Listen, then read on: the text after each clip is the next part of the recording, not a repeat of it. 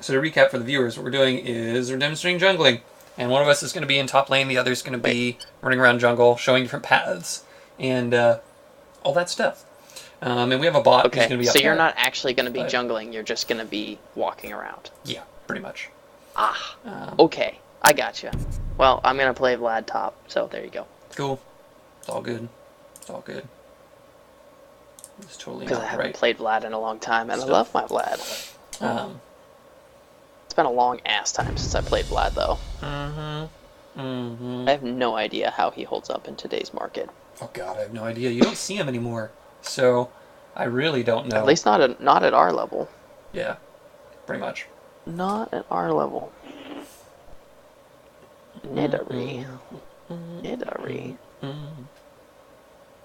So we were going to do the lesson on, itemization and masteries and builds and such, but we looked at some rumors about what's going to be in the preseason patch, and it looks like a lot of things are going to change.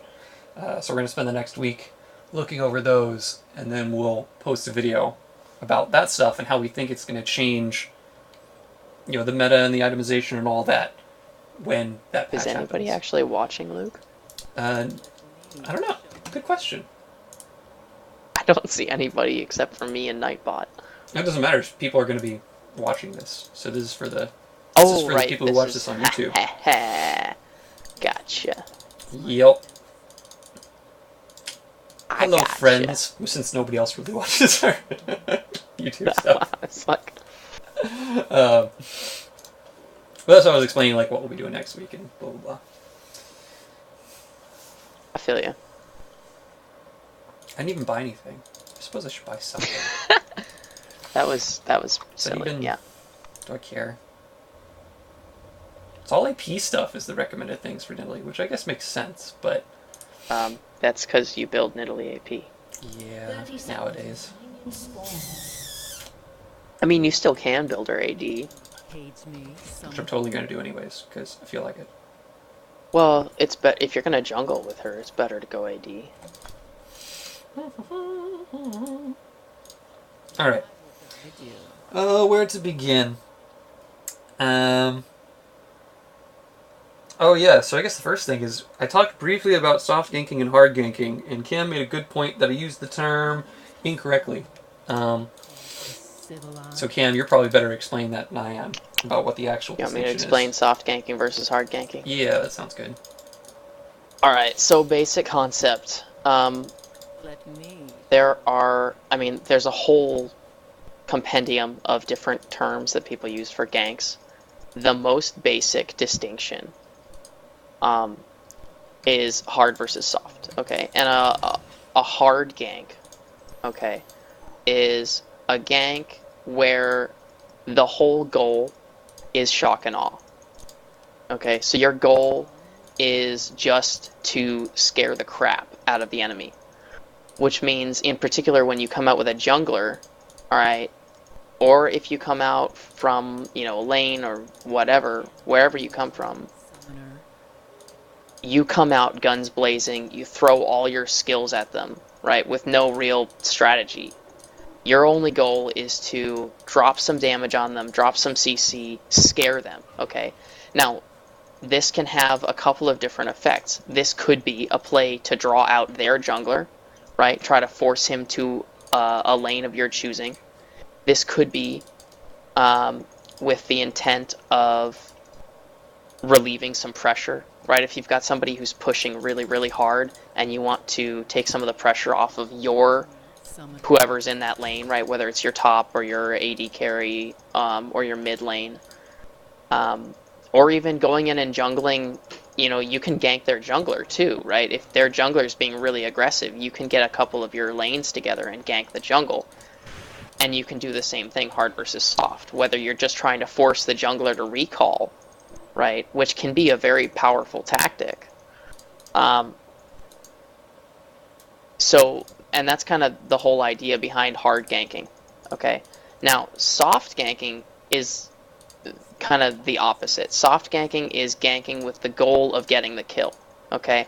Right. This is the kind of gank that you typically see going for first blood or ganking really early game.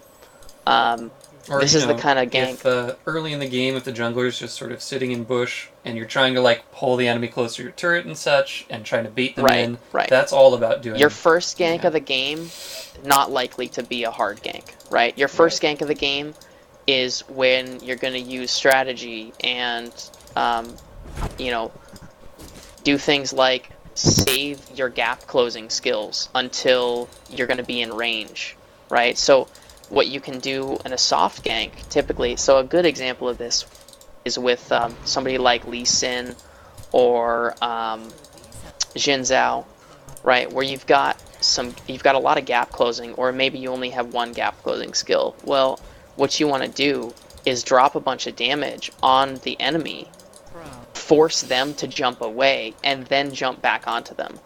Now, we were playing a game with Ben, he was playing Jax, and I was watching one of his replays, and I mentioned this to him, and he told me the next game about how he implemented this, and he picked up at least 3 or 4 kills that he otherwise would have missed, right, playing the way he previously had, because he was going really aggressive and jumping, using his leap strike to get onto somebody. Whereas if you save it, even if it's not the most damage up front, or necessarily the most efficient way to do damage to a static target, it's a way to land the kill. So soft, that's the distinction, and the terminology, you know, hard versus soft. Because soft, you're gonna find a way to walk up to your enemy and throw skills out at them that are not your gap closers. So, you know, general idea, hard ganking, shock and awe, scare them away. Soft ganking is going for the kill. And I explained this in a Facebook post, but this is an easier way to understand it. This is better. And it gives more detail, right? Yeah, and it gives more detail. Okay, so, do you want... What's your next? So that's hard and soft ganking. I suppose what we should talk about is... I mean, the obvious place to gank from is jungle, right? That's where... It's where we, especially at our level, see the most ganking. So I suppose we should talk about different routes and strategies based on whether you're doing a hard or soft gank, and what they look like, and the terminology and all that jazz. Okay. So if you're playing from blue side, for example, and say we're at bottom like this, and we're trying to attack Cho. So Cho right now, we've pushed up pretty far, right? And Cho doesn't have a lot of wards down, based on what we've seen. So one way that you can make typically a soft gank happen is you can do this lane gank, or they call it a lane gank, where you come in through lane like this, and you hide in these bushes, and you wait, and then the carries wait and let the enemy start to push up. And when they start to push up, as soon as they start getting past these bushes, you jump in and you throw everything on them. And you try and kill them before they get back to turret, or if you have a tanky jungler or tanky support, use their health and dive them.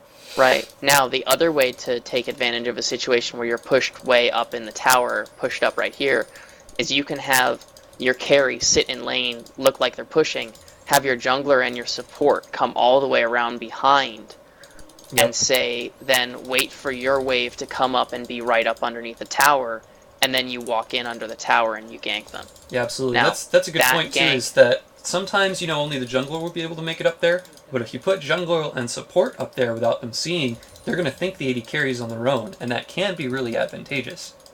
Right. So now, you have to have better ward coverage for that to work. Yeah. But...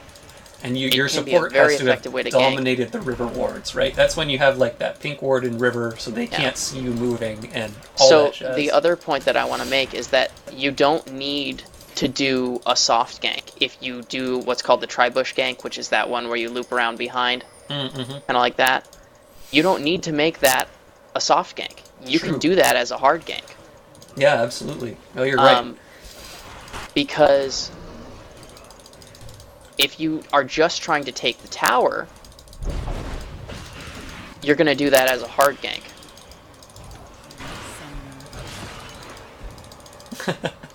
Let's slight pause to own Cho'Gath. Sorry, I had to I like how show off my mad now, dueling though. skills. That's really cool. That's only in custom games. Oh, really? That's sad. Because customs are designed as practice games. Sure. So it is a practice tool.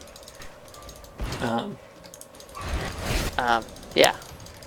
All right. So Sorry, what was I talking about? that's tri-bush ganking basically in a nutshell, and that you Yeah. can do that as a hard gank, and especially if you have like a support or somebody who has good health regen, it's okay for them to like do a hard gank, take some turret damage, and then go back to jungle and just get their health back, or have the support just sit in lane and heal up their carry in the meantime while you keep farming. So it's also important to talk about with on the subject of tri-bush ganking like that. That is a really aggressive tact. So you kind of need to either know that you're capable of taking on more than just what you see in lane, or know where the jungler is, Yeah. so that Like optimally, you know that you're not going to have to deal with it. like optimally, if you're going to do a tri-bush gank like that, what you want from like usually the support is you want like a pink ward, sitting around here, so the jungler can get in there without anybody seeing. So you make sure their wards are cleared, and then also have a ward here so that you can see if anybody's transitioning to that lane, and you can see if the jungler is going to get, if they know the jungler is in tri-bush. So it's that kind of ward coverage. You can do these ganks like a tri-bush gank without it, but it's really dangerous, and you have to have really good map awareness to do it. Either that, or you have to be just totally owning. Yeah, or you can just be totally dominating, in which case, because awesome. if you're just dominating the game to the point where you know that you can take on more than what's in the lane, and you don't have to worry about it, then Right. Just go for it. And But- and in that case, it might actually be more advantageous for you to do it as a hard gank, and use it as a tack to push the lane, because at that point you're really trying to Right. push objectives. Yeah. You want to move the game forward. You're right. If you have that kind of lead, you want to take advantage of it, right? Especially if You want to keep that lead. yeah. That's a good rule Yeah. in general. If you have the lead, push for objectives. Try to and win keep the game. it. And Like, the way you keep the lead is not by getting kills, it's by pushing objectives. Yeah. And if you go to, I will say, if you go to push the objective really hard, especially if it's early, people get really protective of the outer turret in early game. They So do. even if you go in as a hard gank, you may end up picking up a kill. Yep. Because people will try to defend that turret. Yeah. True story. Let's see. Okay. So other paths, they're really common paths, of course, for ganking bottom. Okay. One is just I'm going gonna straight transition through to river.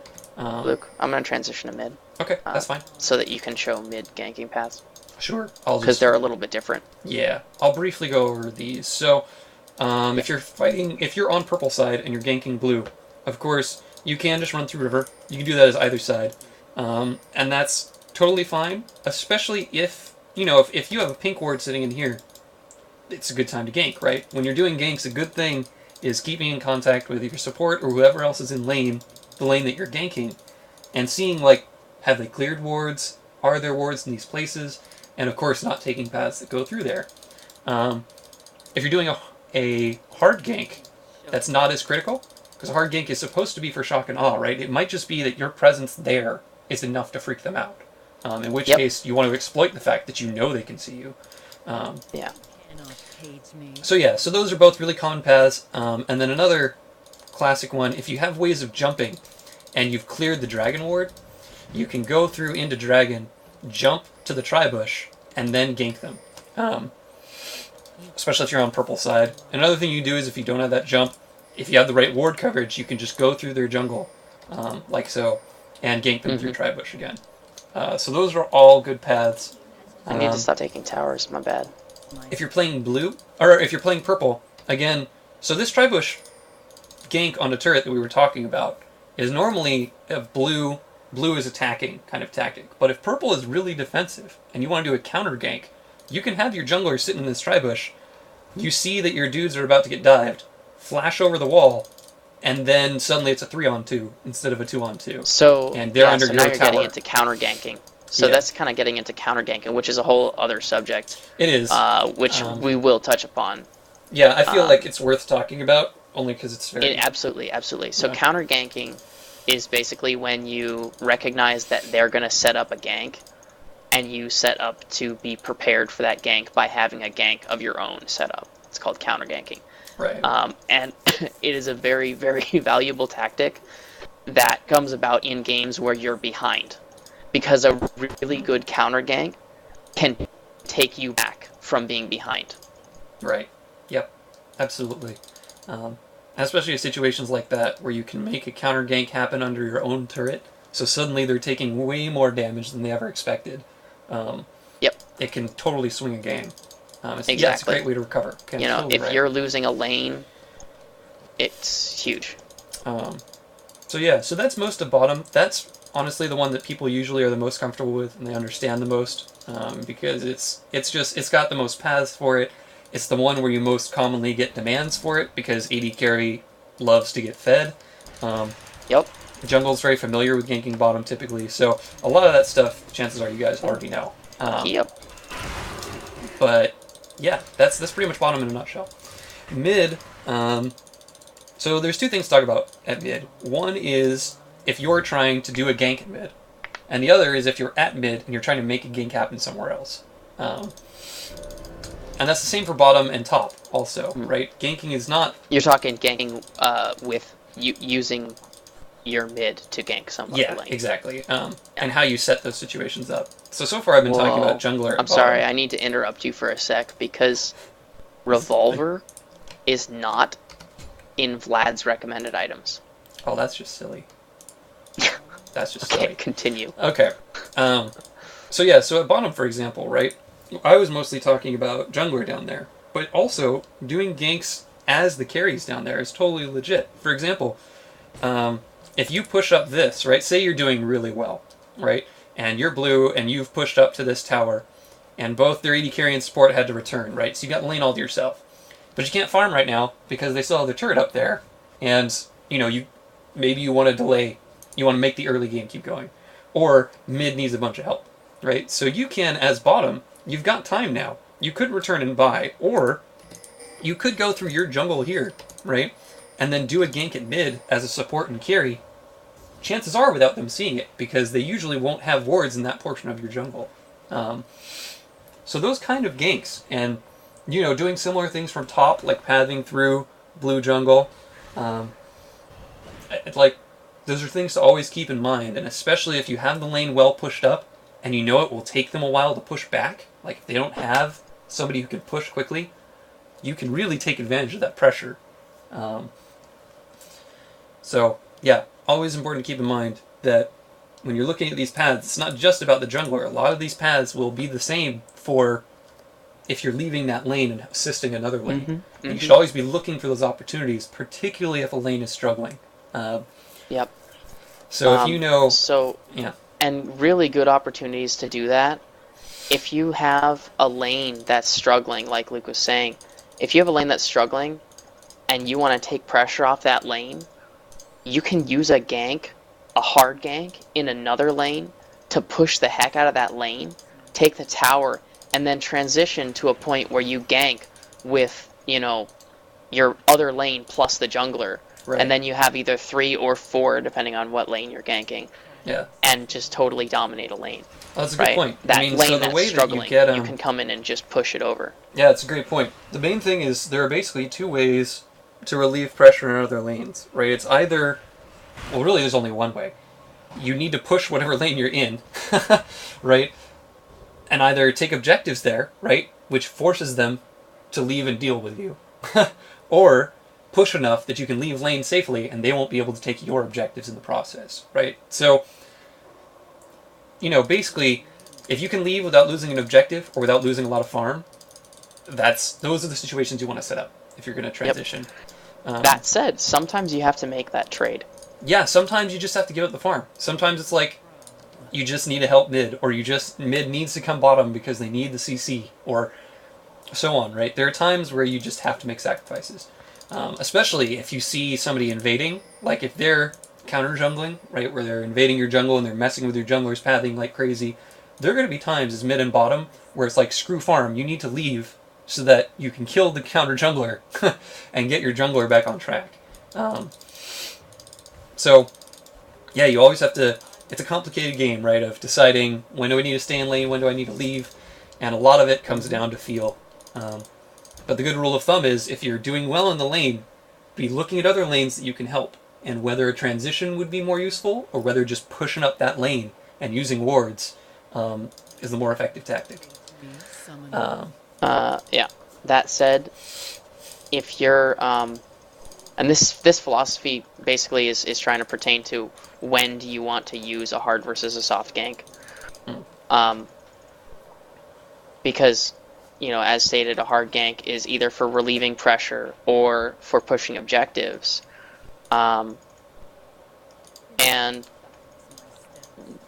one of the times to do, one of the deciding factors is your game, is whatever lane you're in, okay? Are you benefiting more from keeping that lane in laning phase, or would you benefit more as a team, okay, not as an individual, but as a team, would you benefit more from transitioning out of laning phase and getting you to a place where you can be more effective for your team? Right. Absolutely. Yeah. Good points. So, there's a lot of times where you'll look at yourself and me, I play AD carry all the time. So I'll look at a lane and go, man, I'm getting so fed in this lane. I have to stop myself and think, okay, is it benefiting the team more to get me fed in this lane, or, do I need to peace out and help somebody else, because while I'm getting fed here, somebody on their team is getting fed somewhere else. Right. Or whether it's important, like if you're doing well at bottom, just like you're saying, do we push through the objective to get ourselves to mid game really fast because our AD carry is ahead? Or is it better to just keep, zone out bottom and just keep making that margin wider? And it all depends on the team comp and how the other lanes are doing. Right, team comp, exactly. Exactly. Team if comp your AD and carry, your situation as far as control. Yeah, absolutely. Like if the other lanes are struggling, chances are you want to get out of that early game, or at the very least you want to try and set up ganks for them. And this is where, being a team player really comes into it, because trust me being the AD carry, I want to just get fed. Right. I mean, every AD carry does. Thinking about myself, I want to just get fed. That's my only goal. I want to get fed. But, thinking about the team, and sometimes it's better to leave. It's a tricky thing, because as a team, too, the team wants to enable the AD carry, right? They want the AD carry to get fed, but they also need the AD carry to be in certain places at certain times. So, there's a lot of coordination there. Like, you don't want to be, demanding that your AD carry leave lane all the time to go help somebody else, but at the same time, you don't want them to do nothing but farm, right? There's a balance to be made between these things. Okay, but that's enough about bottom for now. So mid ganking. So the most classic route that you see if you're being ganked at mid is somebody will go through bushes in river and then attack you, right? Same thing from the other side. And they'll just sit in that bush, wait until you've pushed up some, and then they'll jump you. Luckily, it's one of the easiest ganks to prevent, because as long as you have wards that are near their jungle entrances, or you don't push up past midway through the lane, you're going to be fine. So, basically, if you're going to be pushing, think about having wards at these jungle entrances, and then pushing. Or, if you're worried about ganks, play conservative. Let the creeps push up to your turret. Don't lose farm optimally, but play it a little conservative, and then you can wait for that jungler will just be biding their time in that bush, wasting opportunity. That's one reason, some people like mid is it's arguably one of the more stable lanes at the end of the day. And it's because ganks are really easy to prevent. Ganks are really easy to prevent. You got a lot of escape routes. Yeah, and you usually have a lot of CC, because the APs just in general tend to have a lot of CC. You have a lot of escape routes. You've got a lot of support. Well, and the other thing lanes. is you bring you bring something to the team that's not damage. Right. Because you can bring utility to the team. Yeah, exactly. So, whereas an AD carry, 90% of the time, all you bring to the team is damage. Now, it's a lot of damage. Right. But it is just damage. So the only other major thing to worry about when somebody's trying to gank you at mid, if you don't have the other jungle entrance warded, it's possible, especially if their jungler is being very aggressive, for them to go, or if one of the lanes is being aggressive, like we're talking about, bottom could totally do this. Like imagine that purple has pushed up to blue turret, and purple decides that mid's doing too well. So both of the support and the AD carry go through jungle this way, right? and gank mid. And if you don't have your own jungle entrance warded, like if you have their entrance warded instead, which is usually what you do, it's, you could be in a really bad position. So it's totally worth looking at those jungle entrances. Those are the most key things at mid for preventing yourself being ganked, is like, can I see their jungle entrances close to me? Can I see our jungle entrances far away? And if you've got those things covered, you're going to be really safe. It's very hard to gank you at that point without being very wily. That being said, Now, it can be you done. can do cool things. You can do cool things like with teleport. If they have a, if you drop a ward in a bush, you can do what's called teleganking, where you drop a ward in a bush, make sure that bush is cleared of enemy wards, and then have somebody, or if you've got more than one teleport, have multiple people tele to that ward. Yeah, especially if it's, and now sitting back here way or something. That they've been seen. Yeah. If you've got some aggressive ward placements, and that's true just in general, whether it's mid or anything else, if you've got teleports and those aggressive wards, you can do things like lane ganks. So, like, you push really hard up top, and then since top lane usually has a teleport, you have your bottom lane place a ward, say, here, right?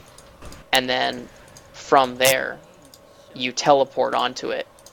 Right. And take another good and do a gank. Another good tip: if you're at mid and you're worried that they're going to jump on you, this seems obvious, but hold your skills. Right? It's really tempting to use your skills to do harass damage or to farm creeps or what have you, especially if there's a lot of pressure on you. But one of the most important skills as an AP carry is knowing how to farm and keep up farm without using skills or mana, because those situations will happen, and you'll need it. If you're waiting for that jungler to come in on you, you're going to need every bit of mana and, spells that you've got to stay alive at times. Cho pushed really hard top. Yeah, he did, man. Yeah, he did. So that's definitely, if you're really worried about being ganked, being able to farm without using spells, seriously worth practicing as mid. The only other really crazy ways of being ganked that I would worry about is, like, one of those teleganks can be a thing. The other thing that can be done is similar to the tri-bush gank that we were talking about before. They can do a gank where they enter your jungle, either through one of the normal jungle paths or by jumping past dragon. Sit in, like, this bush, right? And then when they're ready, when they pushed up to your, when the mid is pushed up to your tower, the jungler or people from bottom just flash over this wall and jump right on top of you.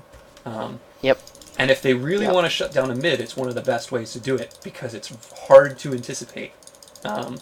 Yeah. I think that one guide I sent you called that blink ganking or something like that. Yeah. That's essentially what it is. Yeah. And it's a very using dangerous any kind of a blink skill. It's incredibly, at mid to low level play, it's very unusual. At high level play, it's a risky you're one. going to see it playing. It happens. It does happen at our level, but at high level, you're going to see it. Like, it's a very common way to try and catch the mid off guard, especially if they know the jungler and the other lanes are indisposed. Like, it's a fantastic way to shut down mid. And that's... So I wanted to point out real quick that teleganking is a very, very effective counter-ganking strategy. Oh, true. You see somebody running in to gank, and you have somebody from top lane. This is particular pertaining to the laning phase. If you see somebody, you see the gank is coming down river. Okay? You have top lane. Alright. Push up their creeps really aggressively. Telly to a ward in your bottom jungle, or to the river ward right there, and then come in and counter gank. Yeah, no, that's a really good point. And if you coordinate well, you can coordinate that to have your jungler come in for a lane gank at the same time, and then you have a 4-on-3. Yeah. As a counter gank. Yep. Yeah, so you're now a man up in a counter gank, which is kind of the ideal situation.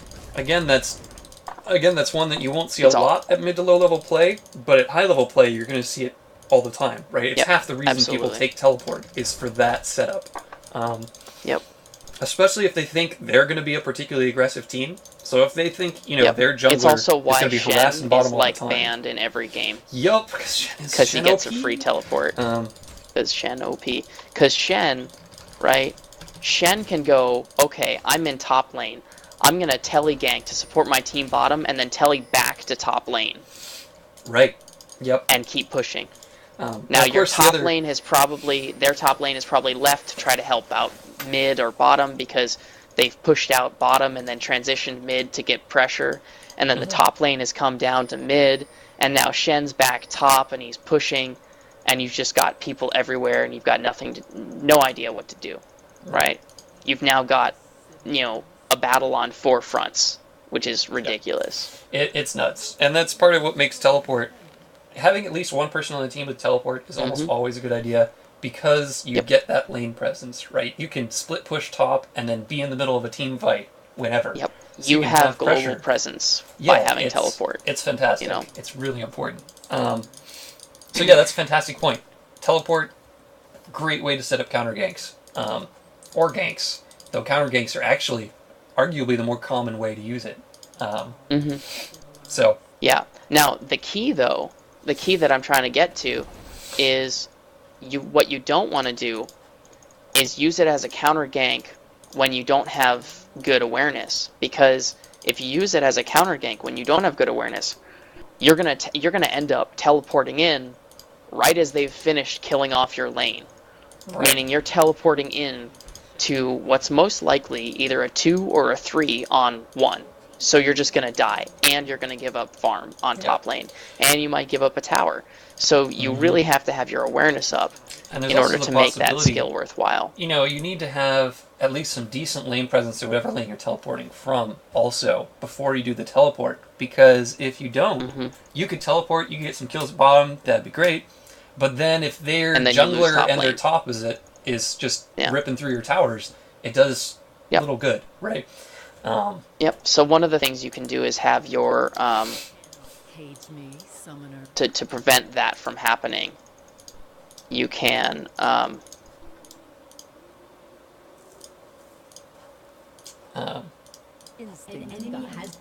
sorry, I had to be alive. Well, I was under tower and it was all harrowing. Anyway, so what you can do is plan it out so that you're attacking and dealing with your lane up top, telegank bottom, okay? Have your jungler then doing whatever he's doing in jungle come up and cover your top lane until you can get back. Sure. Right? Definitely.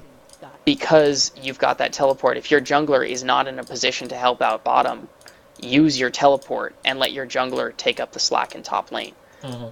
Not only is your jungler going to appreciate the lane farm, but you'll keep your lane covered. So. Yep. Okay.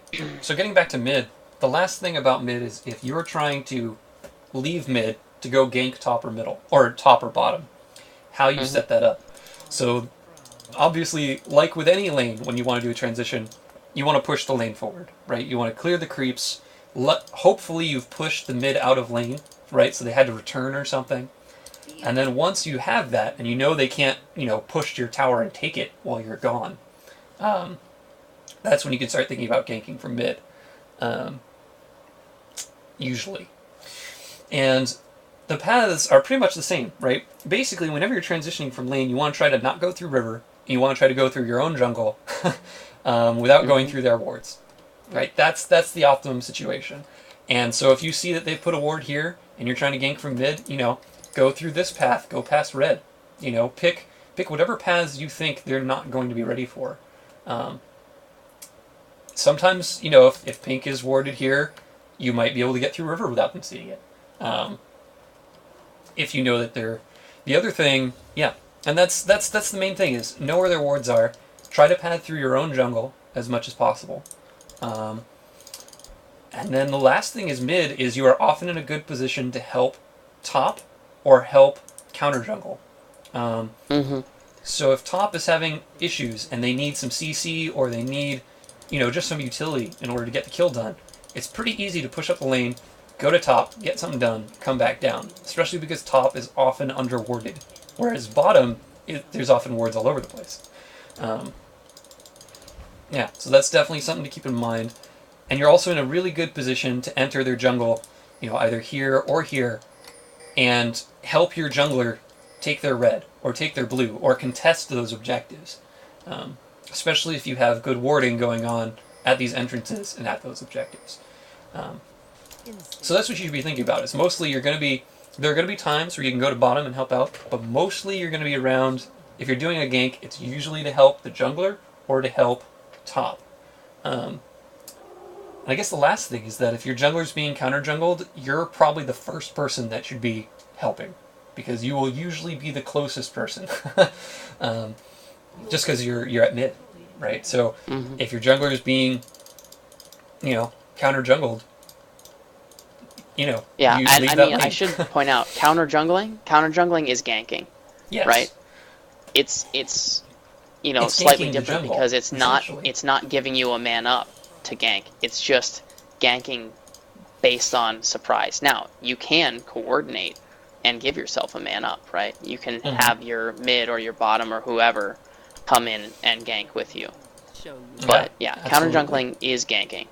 So Yep. I just wanted to make that clarification. No, that's true. That's a good point. Yeah, and that's about mid in a nutshell. Your team has destroyed. Top is actually... Hey, Luke, do you want... I mean, I feel like we've kind of covered the topic of ganking for the most part. pretty clearly. Do you want to talk about split pushing? It just seems like a good opportunity. Sure, we can talk about split pushing. We could make this into a split pushing and Another thing I would talk about is ganking invading, lesson. just because it's related to ganking. Oh, sure. Yeah, no, invading is another form of ganking that we didn't really talk about. Yes. You're talking like level 1 invade? Yeah, or, exactly. Yeah, okay. Or yeah, it's true Yeah, that when it gets to that's a good thing mid-game, to talk about. it's very similar to just the ganks we've been talking about. It's basically what invading is going to look like. At early game, there are some very specific tactics. For example... Yeah, level 1 invades is a good thing to talk about. Thanks. In fact, one of the games that we talked about, the level 1 gank that we did, was if you go through... Typically, if they're worried about you invading, right? So say they have an Amumu or something as their jungler, so they need to secure a blue in order to keep their jungler in good shape. There's certain places that they might put wards and they might put people in order to scout it. So they'll probably have somebody here. They might have somebody here. If they're really on the ball, they'll have somebody wandering around at mid. And I'll explain why in just a second. But how you can get around this, right? If you think, for example, that they've put a ward here, which is a really common way to scout them invading you at blue, there are two paths you can still take. You can still go through top part of jungle and invade this way. It's not the most common route because you don't have bush coverage as you're approaching them at blue. But if all you care about is keeping them from getting blue, it's not so much about getting the kills, it can be a good path because they might not expect it, and when you get there, they'll be forced out. So as long as you time it well, it can be a great way to go.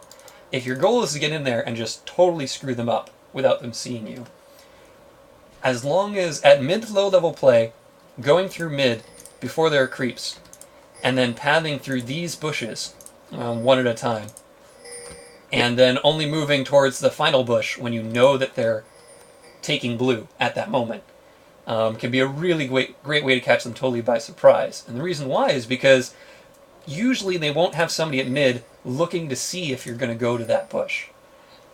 Yep. So it means that you can get in this bush. But they will probably run up and put a ward there. Yeah, exactly. They'll probably put a ward here. They'll probably have somebody waiting here. If they have somebody waiting here, awesome. Your whole team is sitting right next to them and they have no idea. So when you go to that first bush, there's a good chance you're going to pick up a kill, or at the very least, really freak them out. Yep. And once you get to this bush safely without them knowing anything, you're in a great position. So that is the soft jungle gank, level 1. The other level 1 gank, right, if you're looking from a hard gank perspective, is just to fuck up their jungler. And you can do that in a couple of ways. One is by rushing, okay? You can rush through here, around to their tri-bush, or you can take the more direct route through top lane. Oh, it's telling me I'm spamming pings too much. Oh, let me. Okay, whatever. You It's can okay, I'm come walking around. through river from top lane into their tri-bush. Right. Um, and those are both ways that you can do that. And then from waiting in their tri-bush, okay, you wait until blue spawns and you come in and just fuck with them. You don't necessarily try to kill them, but you can do things like steal their blue, you can try to pick up a kill on their jungler, but really what you're doing is just dropping your skills um, to mess with them, Yeah. quite frankly. And honestly, that's true in general. When you're going through this entrance, typically that's what you're trying to do, because they'll usually scout it. They're gonna be standing right here, right? Even if it's just the jungler, they're gonna be standing right here. They're gonna see you walk in, and they're gonna walk into a bush, right? So they're gonna have a decent chance of escaping. Um, Right. but it But scares you're the crap still out of going to them. ruin their day. Right. Now, all this said and done, when you do an invade, you've got to be decisive about knowing when that invade is over and getting the F back to your lanes. Because Oh, true story. You don't I want to know lose we've out too had a much on number early of farm. games. Um, Exactly. We've had a number of games where we have this awesome level 1 invade, right? We pick up a kill or something like that. And then we lose so much CS from dawdling, goofing off in their jungle, that we actually end up getting behind because of it. yeah, yeah. Another thing to note is this is all level 1 ganking, right? But when people do bush parties and that kind of thing, the pathing is nearly identical, right? It's basically the same idea where you've got your whole team, you need to get them into the jungle without them seeing it, and then wait in a bush, right? And it's, a lot of the exact same pathing is going to apply. Yeah, and the same sort of tactics for avoiding wards and where they would be sitting if there's somebody trying to scout and so on. Yeah. So I guess another thing worth talking about is level 1 invades of red. It's less common, but it totally Yeah, happens. I mean, so really, where you invade level 1 depends on what their jungler is, right? Who their jungler is. So if they have a jungler that's going to start blue, obviously you're going to invade blue. Right. Now, that's not necessarily true. I should take that back. Yeah, I was going to say, like, there are times you can mess with their jungle by invading, trying to directly kill their jungler or, push them out of jungle, or you can indirectly just invade to steal farm. Yeah. So you can come in, take the Wraith camp and leave one of the small Wraiths, and then take the red camp and leave one of the red minions. I was going to say, that's one of the most common ways to sort of indirectly deal with. Right. Like, if you think your jungler is going to have a little bit too much presence, like they're just going to be a little too much damage, they're going to try an early gank on bottom or something, invading that red while they're taking their blue, you get free buff, you get free farm, and you don't put your team at risk, right? So it's if you can really anticipate where they're going to go, it can be a fantastic way. At the very least, if they see it, they'll have to react, and it'll delay their blue, right? So it's yeah. That being said, also if you know they need red first, which sometimes happens, you can always just invade red, and it's a similar kind of pathing. If you're going through this way, chances are they're going to see it, right? And it's just sort of to scare them. If you're going through this way, that's when you're trying to be a little more tricky about it. If you are particularly tricky, you'll flash over Dragon in order to prevent them seeing your whole team walking up. But that's, that's very extreme. Now, I've seen a lot of ganks where, well, not a lot, but if you're fast, right, and this comes into team comp, if you build a team that can come through this jungle entrance, bush party there, or be more sneaky and bush party there, then you wait for them to come into the red camp, and you just destroy them. So but that takes a lot of slyness and it takes a lot of patience, because what you tend to have to do if you're gonna soft gank on their red camp, you have to go there, wait long enough that you can wait here in these bushes, and you have to bush party with a big group here, because this is the bush that they're least likely to walk through. Yep. If they're going to red, they're either going to walk through mid, okay, because their AP carry is going to go, oh, okay, I'm going to mid, okay, well, I guess I'm going to go here to support my jungler, so I'm going to go up and wait here. okay, Yeah, or and they're look going to out. come from bottom, which is going to put you Right. right through this bush, right? And so Exactly. So if if you're you're bush standing parting here, what's going to happen is they're going to walk into your group, and unless you have enough CC, they're going to insta flash away and run back down to this tower where they're totally safe. yeah, and it's the same with this Right. one. If you have enough CC, you could do it on purpose, like stand in this bush just because you want to drop their AD carry, or you want to drop their mid, Yep. or their support. So if that's your If goal you're and you have a if lot you're of really CC, risky, you can do this. But yeah, if you're really, really being aggressive and being a risk taker, you have, say, your jungler come out and sit right here, and you have the rest of your team sitting in oh this sick. bush over here. You have them come out and go, oh shit, here's the jungler, right? And Your team then your starts to jungler converge starts a little. running up this way. And then they run right into your whole team, and boom, boom, boom, boom, boom, boom, boom, chaos erupts, and you kill things. That's Yeah. a really good point. It's a really good way to sort of trick them into, Yep. especially if you want to get more than Yep. just one kill. Like if you want to try and Yeah. bait in like If their you wanna jungler wipe and out maybe their their team. mid, like that's a really great way to do it. It gets you a huge advantage early, of course. Yep. Yeah, so that's level 1 invading stuff.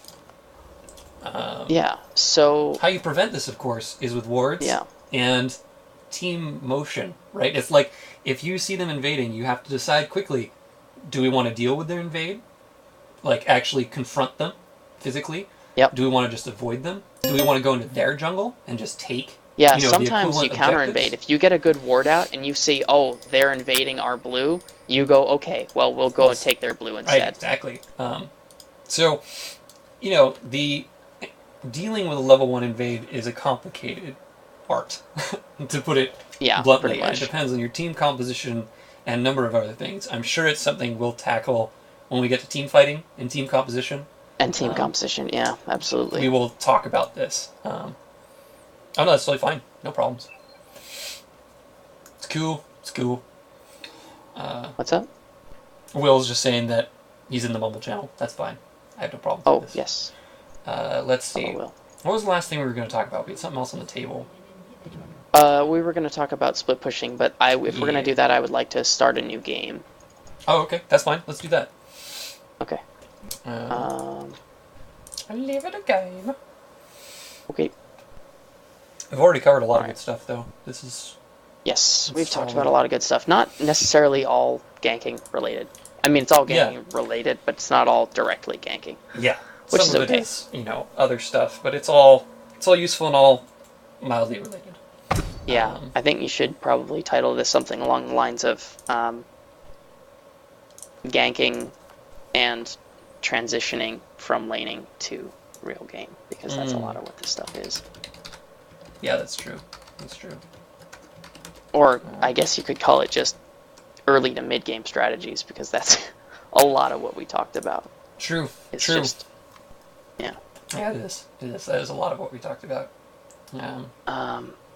Am I starting a game? I guess I'll start a game. Yeah, go for it.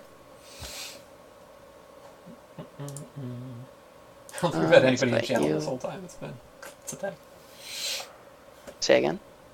I don't think we've had anybody in channel this whole time. I think it's just No, I don't because, think so. like, what is Alright, it? so for split pushing, why don't I just fill this whole roster with bots? Sure. Sure. Yeah. Okay, so I'm gonna play a top laner. Okay. I will play. I would join you can, but I gotta go to sleep. Oh, okay. But enjoy, Not a guys. problem. Don't It's you all trust good. me? Enjoy. Mm-hmm. Sleep well.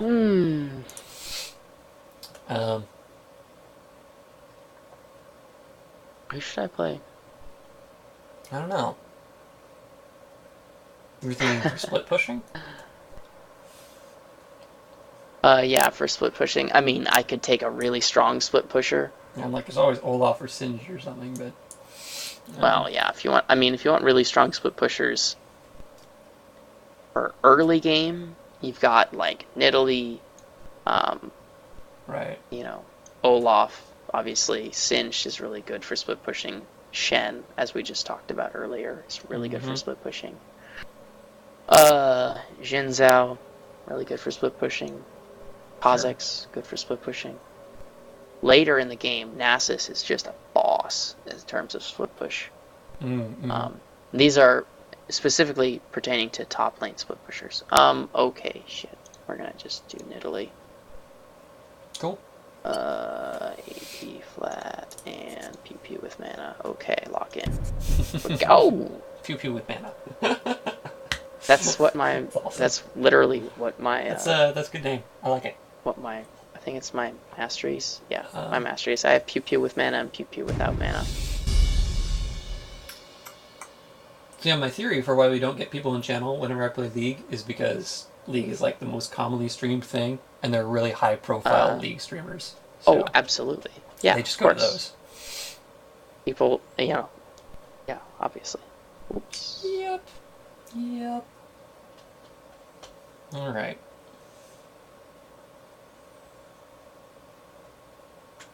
Split pushing. So I guess the macro strategy with split pushing, right, is you have one person on their own, typically, who's pushing a lane, and the rest of the team is somewhere else, usually putting pressure on another lane. And hopefully, the one guy doing the split push has some decent wards, so we can see when the team is going to shift and attack him. Yeah. Yeah. Did you want me to continue off that? I'm just thinking where to go from there. Oh, okay. So a couple of notes, overarching generalisms about split pushing. First, your split pusher has to be able to handle himself. Okay, so a split pusher is generally a strong duelist. Okay, or somebody who's just got mad scapies. Okay, somebody like Ezreal, Jinx, Nidalee, Jax, Lee Sin. All of these people, really strong split pushers. Or Arya, Not for that necessarily matter, because in they game. can duel.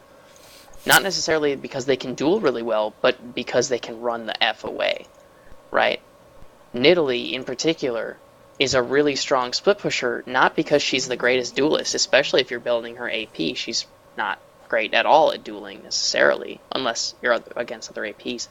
But what she does is she'll push,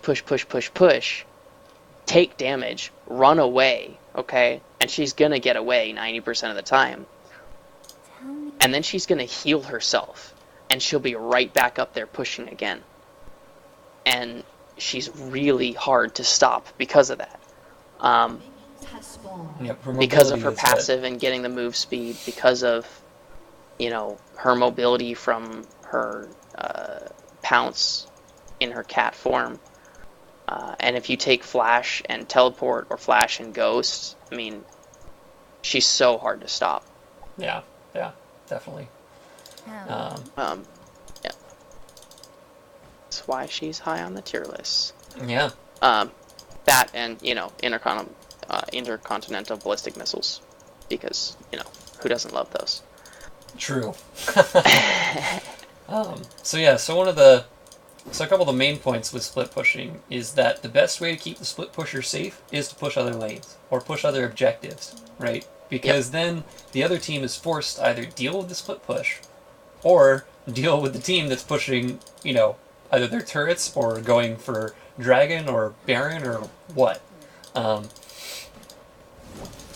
that's the main thing, is take advantage of it. It seems like you should be near the split pusher in case something goes wrong, but really that's honestly, not the goal. You want to do the exact opposite. You want to be almost as far away as possible. Exactly, and just but pushing wherever is objectives far on the other side of the away, map.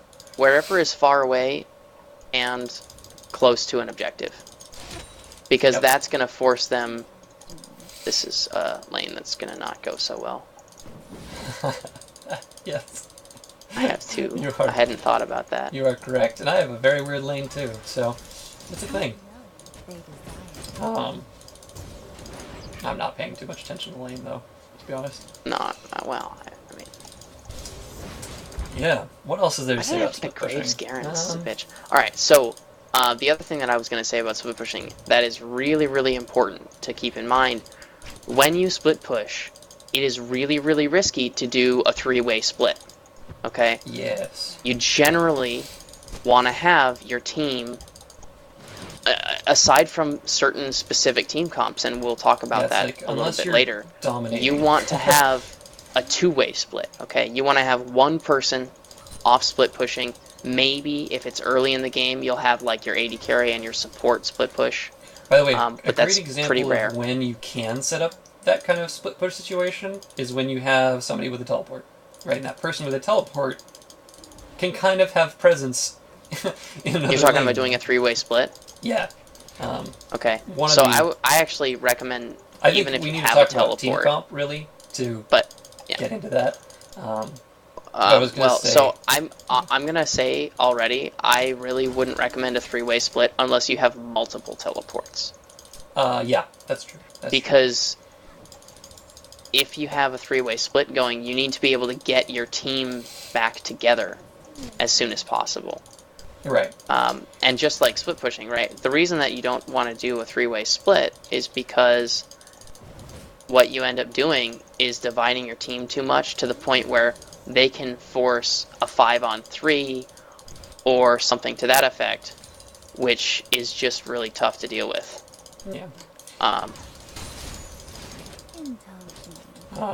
But yeah, that being said, if you have like a significant lead, right? Like if your top and mid are both just dominating to the point where they can take multiple people at a time, you could totally just keep pushing those two lanes. Like, and oh that's yeah, a split sure, push. sure, absolutely. So, if you have that kind of lead and you know that like you can take 2 or 3 people on your own, freaking split push all day if you want to. Just make sure that when a real team fight happens, you're able to be there in time. Yep. The biggest thing about split pushing is coordinating with your team so that they understand, that's what you're doing. They need to push objectives, but not get in team fights, because Yeah. they might be missing a critical player. Yeah. So team communication, very important with split pushing. And all about macro strategy at the end of the day. It is. It really is. And when you're split pushing, it's really important to A, know your team, and B, know your character. You have to know your character really well. It's why you'll see me split push a lot, because I tend to play a lot of the same characters, and I tend to play characters that I have a lot of experience with, because you have to know how to take every advantage of your character to make a strong split push happen. It's just kind of part of the reality. Yeah. With that being said, ward coverage can make up for a lot. Like if you're put into a position where you need a split push and you're not that strong with that character, good wards can make that split push absolutely. easy. Vision is critical. It's Yeah. one of the reasons I buy wards all the time on like every character, is because I love split pushing. I do it all the time. Hey, it's a great thing. It's a critical tactic. Yeah. It's critical. So yeah, what was I gonna say? I had something else to say about that, but I've lost it. Don't hold back. Something about words. Whatever.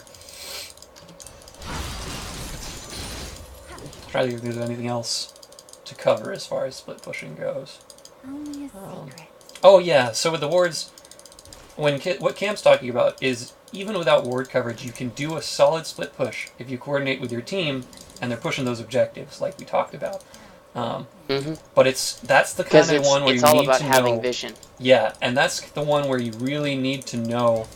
Well, it's about the vision and the pressure, right? That's the kind of situation where you need to know the limits of your character, because chances are and try to deal with you, and you don't know exactly how many there are going to be. Sometimes you don't know, and you need to know what people can I deal with, what people can't I deal with, at what distance can I let them get, like when can I escape, right?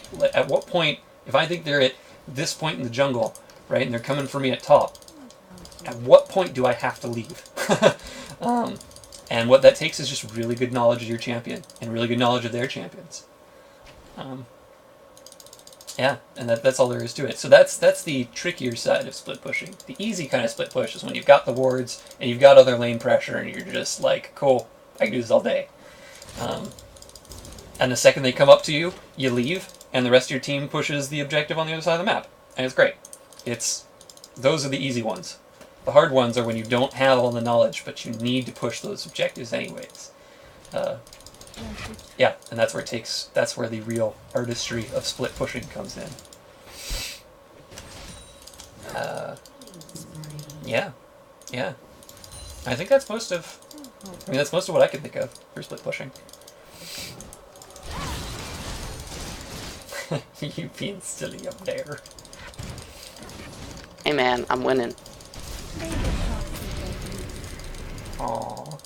Shen teleported to Ash. So is there anything else we want to cover? Or do we think we're good? I mean, aside from, demonstrating split pushes, but I don't think we really need to do that in a bot game. No, I don't think so either. I think we need real games. And there are examples in videos that we've posted that are good examples of split pushing. Yeah, true story. Basically, in general, if you want to see split pushing, just watch Cam. Like, Cam tends to split push a lot, and he does it in both the situations where he's got good vision and situations where he doesn't, but we have enough pressure in other lanes. I don't push a lot when I don't. Push a lot when I don't have vision because I carry wards. So now, I don't necessarily push when I've got vision on all the lanes, but I push, and while I'm pushing, right, if I'm pushing up top, I'm going to drop a ward in these bushes, I'm going to drop a ward over here, I'm going to drop a ward there.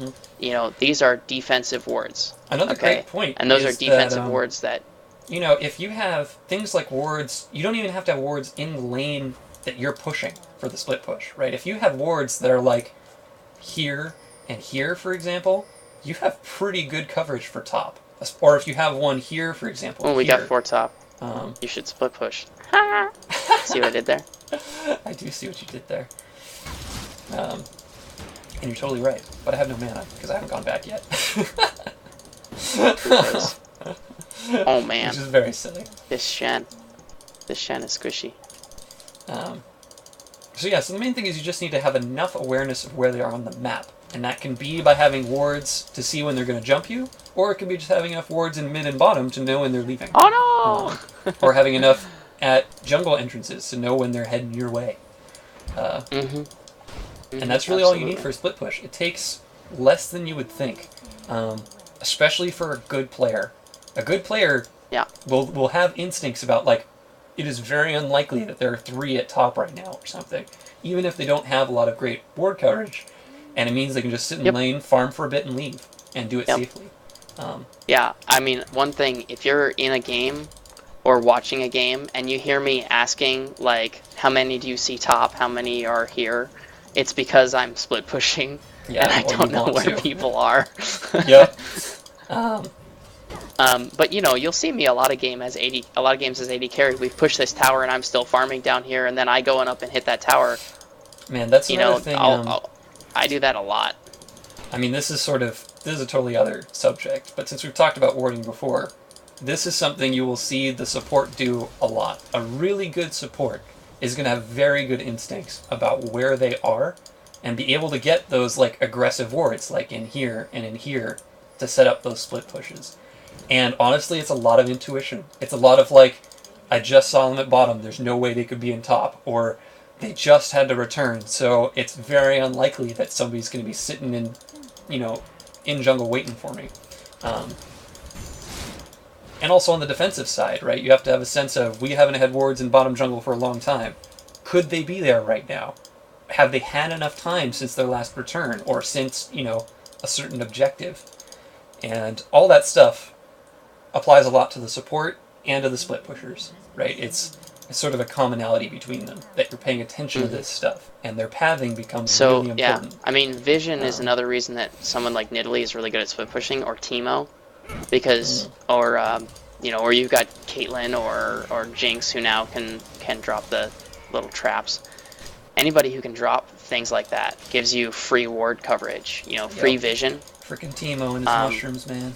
Teemo and shrooms, man. One of the reasons Teemo is so good at split pushing is because he can just shroom up a place. Yep.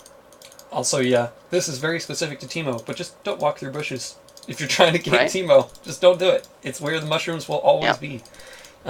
So one thing you can see now, granted we're playing against bots, is I was split pushing like crazy right there, and I didn't Yes, have you were. vision.